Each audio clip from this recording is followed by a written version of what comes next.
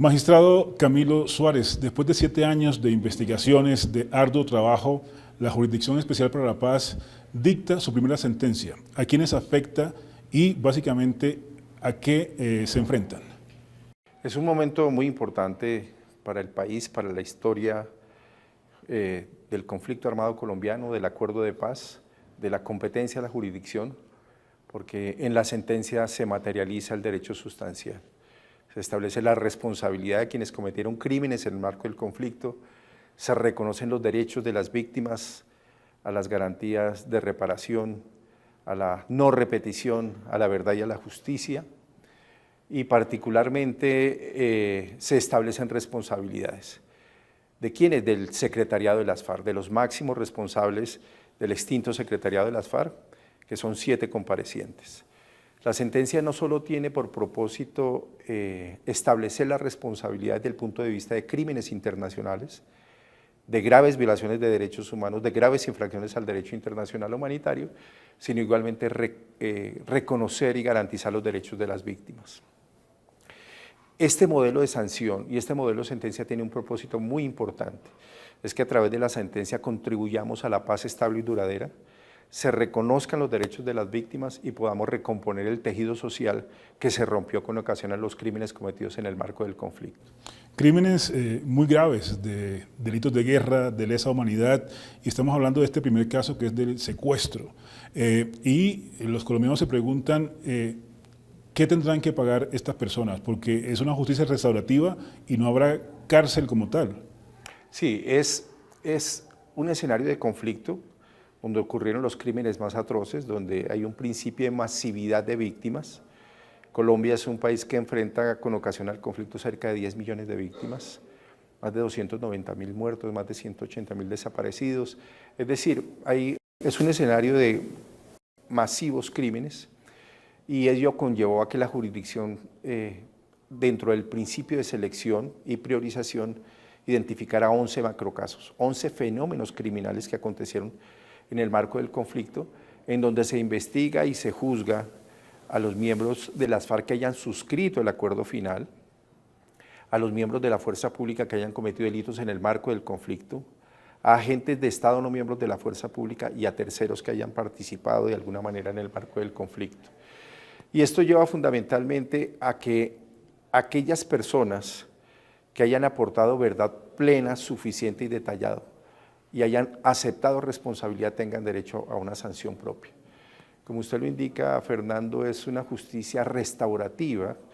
Hubo necesidad de modificar nuestra Constitución para incorporar este modelo de justicia, pero restaurativa significa identificar el daño, restaurar y reparar el daño.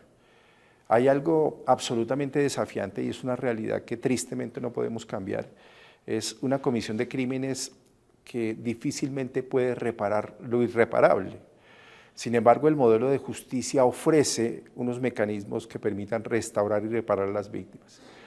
Un punto de reparación bien importante es que las víctimas tienen la oportunidad de ser ciudadanos con derechos, es decir, visibilizadas.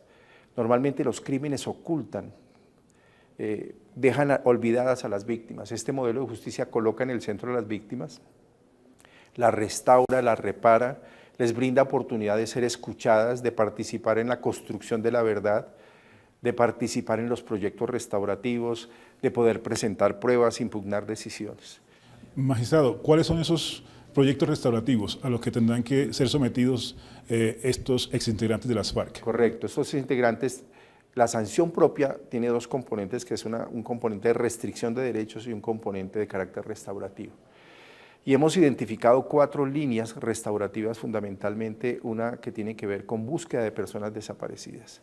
El conflicto armado generó un número importante de personas que hoy no aparecen y se requiere poderlas ubicar o saber dónde están sus restos humanos, hacer entregas dignas a las víctimas.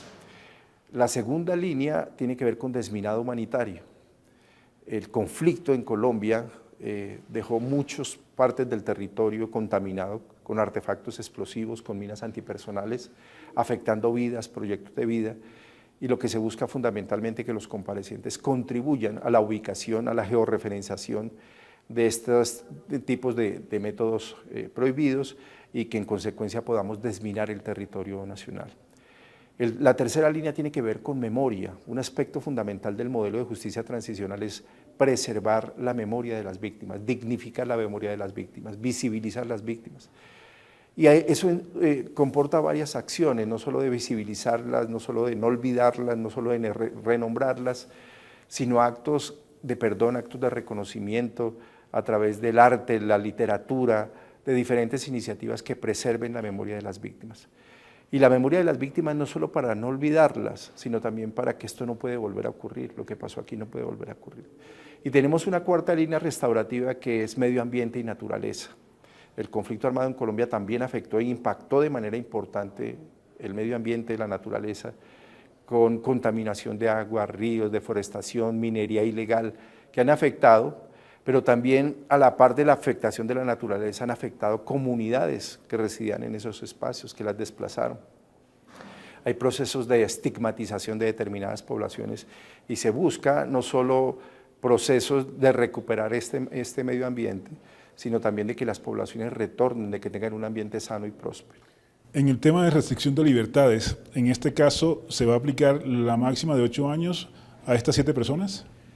Efectivamente, la sección, luego de hacer un criterio de ponderación, encontró fundamentalmente que dada la gravedad de los hechos más graves que ocurrieron en el marco del conflicto, que en tratándose de los máximos responsables de estos crímenes, y máximos responsables significa que tuvieron un rol esencial en la comisión del crimen, tuvieron la capacidad de crear una política de naturaleza criminal, de disponer unos patrones de comportamiento que identifican crímenes de sistema, y esto entonces conlleva fundamentalmente a que estos máximos responsables pues deben responder por este tipo de acciones. Máximo 8 años. Y estarían en consecuencia en los máximo 8 años. Y es lo que he considerado la sección, fundamentalmente podríamos decir se impone la pena máxima que dispone este modelo de justicia. ¿Ellos qué no podrán hacer? Porque actualmente hay, por ejemplo, exintegrantes de las FARC como congresistas. ¿Qué impide que hagan ellos en la sociedad con esta sentencia? La restricción de derechos y libertades tiene que ver con una restricción de habitabilidad, con una restricción de vivienda. Lo que se dispone es que ellos deben permanecer en un espacio geográfico determinado, donde tendrán que realizar trabajos, obras, actividades para restaurar y reparar a las víctimas. Entonces, una primera restricción que no pueden hacer es salirse de ese espacio geográfico. Lo segundo, en ese espacio geográfico tienen que estar trabajando, restaurando con una serie de acciones. Lo tercero es que existirán mecanismos de monitoreo y verificación de que no solo estén cumpliendo la sentencia, sino esa restricción de derechos se esté cumpliendo. Hay varias formas de verificar esa, hay una primera que es el mecanismo de monitoreo y verificación de las Naciones Unidas, que monitorea que estos comparecientes efectivamente cumplan la sanción y también que el gobierno nacional cumpla con las condiciones para el cumplimiento de la sanción. El otro aspecto tiene que ver fundamentalmente con un monitoreo en terreno por parte de una dependencia de nuestra jurisdicción que se llama la Secretaría Ejecutiva, donde en el terreno están verificando que estos comparecientes estén cumpliendo con las actividades, estén haciendo lo que corresponde. Hay una verificación judicial que hace el tribunal. Nosotros, una vez emitida la sentencia, asumimos el rol de verificar y controlar el cumplimiento de la sentencia.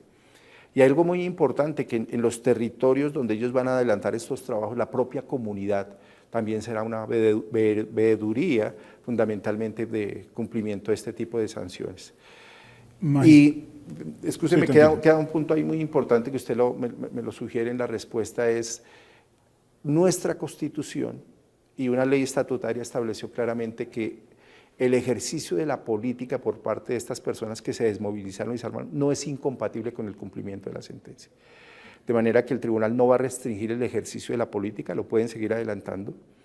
La Constitución así lo establece, que no hay una incompatibilidad, ni un impedimento, ni una inhabilidad, pero sí deja un aspecto muy importante, es que el tribunal verifique si hay una contradicción entre el cumplimiento de la sentencia y el ejercicio de la política. Sobre eso, ¿qué decisión se ha tomado? Que si bien es cierto, se reconoce el ejercicio de la política, prima el cumplimiento de la sanción. Está por encima del ejercicio de la política. Muy buena aclaración. Magistrado, hemos visto tanto dolor incluso aquí en la JEP, de las víctimas, viendo a sus victimarios frente a frente. Y es un país que ha visto generaciones de colombianos desaparecidos, torturados, secuestrados, con violaciones sexuales. ¿Cree que el país va a entender la magnitud de esta sentencia y además de eso, que no haya cárcel para quienes lo cometieron? Es un proceso y es un desafío. Por supuesto, nosotros venimos de una cultura muy basada en la cárcel, en la prisión intramural. Pero una reflexión que tenemos fundamentalmente es que el sistema judicial ordinario ha existido en toda nuestra historia y ha actuado de manera efectiva, pero no ha logrado resolver el conflicto. A pesar de las sentencias que hubo muchas sentencias contra las FARC, pero en ausencia, ellos nunca estuvieron sometidos. Este modelo de justicia logró que se hicieran presentes, que comparezcan, que estén comprometidos, que estén sometidos. Pero además, este modelo de sanción busca restaurar y reparar a las víctimas. Los modelos de sanción ordinaria persiguen al delincuente, lo aíslan, lo confinan, pero difícilmente poco o nada le aportan a las víctimas. Aquí es al contrario, aquí esta sanción busca restaurar y reparar a las víctimas, busca contribuir a la paz, busca recomponer el tejido social. Es una forma novedosa en el mundo, incluso es una gran apuesta que hace Colombia, que a través de la justicia alcancemos la paz con un modelo de sentencia que piense fundamentalmente en el daño que se causó y cómo restauro y reparo. Y se ha entendido fundamentalmente que aislado y confinado en una cárcel nada se aporta, pero trabajando en favor de las víctimas, restaurando y reparando el daño que causaron, teniendo una oportunidad también de reintegrarse a la sociedad, es parte de un proceso que nos permite como sociedad tener un mejor futuro. Por último, magistrado, ¿ahí cómo garantizar que se cumplan estas sanciones? Porque hemos también visto que se ha recortado mucho el presupuesto de la jurisdicción, los recortes, por ejemplo, con el tema de USAID por parte de Estados Unidos, que era fundamental. ¿Cómo hacer para que esto se cumpla y que realmente se haga justicia? Bien, es muy importante esa pregunta y el Gobierno Nacional tiene un compromiso de dar cumplimiento a las sentencias, de financiar los proyectos restaurativos, de garantizar el presupuesto, su sostenibilidad y que se cumpla de manera efectiva. Nosotros como magistrados impartimos las órdenes judiciales y estas órdenes se deben cumplir. Y hay varios mecanismos. Nosotros internamente tenemos mecanismos legales para hacer cumplir la sentencia por un fraude a resolución judicial, un desacato, lo que pueda ocurrir. Particularmente el juez puede exigir que se cumpla. La misión de monitoreo de Naciones Unidas puede reportar al Consejo de Seguridad de Naciones Unidas si Colombia está cumpliendo con el cumplimiento de la sanción.